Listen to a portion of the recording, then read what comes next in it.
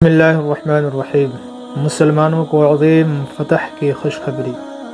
جب حضور صلی اللہ علیہ وسلم اور مشرکین کے درمیان حدیبیہ کی صلح اور معاہدے پر دستخط ہو گئے تو آپ صلی اللہ علیہ وسلم نے صحابہ کرام رضی اللہ عنہم کو قربانی کرنے اور سر منڈوانے کا حکم دیا۔ آپ صلی اللہ علیہ وسلم کا یہ حکم صحابہ کرام رضی اللہ عنہم اجمعین پر بہت دشوار گزرا۔ بالآخر حضرت ام سلمہ رضی اللہ عنہا نے حالات کو دیکھتے ہوئے آپ صلی اللہ علیہ وسلم کو مشورہ دیا اور کہا آپ ہی سر منڈوا لیجئے، تو آپ صلی اللہ علیہ وسلم نے اس مشورے پر عمل کرتے ہوئے سر منڈوا لیا۔ یہ دیکھ کر صحابہ کرام رضی اللہ عنہم نے بھی اس پر عمل کیا۔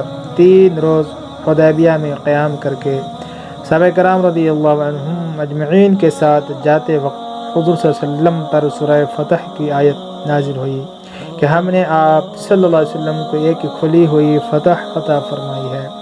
حضرت عمر رضی اللہ عنہ جو اس معاہدے کے شرطوں کو اپنے لیے بے عزتی کا سبب سمجھ رہے تھے، ان آیتوں کے نازل ہونے کے بعد پوری طرح مطمئن ہو گئے۔ اس معاہدے کی وجہ سے کفار مکہ کاروبار کے لیے مدینہ آتے جاتے تو وہ مسلمانوں کے اخلاق، نیکی، اخلاص و مہمان نوازی سے بہت زیادہ متاثر ہوتے۔ اس حسن سلوک کی وجہ سے حضرت خالد بن ولید رضی اللہ عنہ اور عمرو بن عاص رضی اللہ عنہ کے ساتھ بے شمار لوگوں نے صلح حدیبیہ اور فتح مکہ کے دوران اسلام قبول کر لیا۔ الغرض اس معاہدے سے اسلام کے آگے بڑھنے میں زبردست کامیابی حاصل ہوئی۔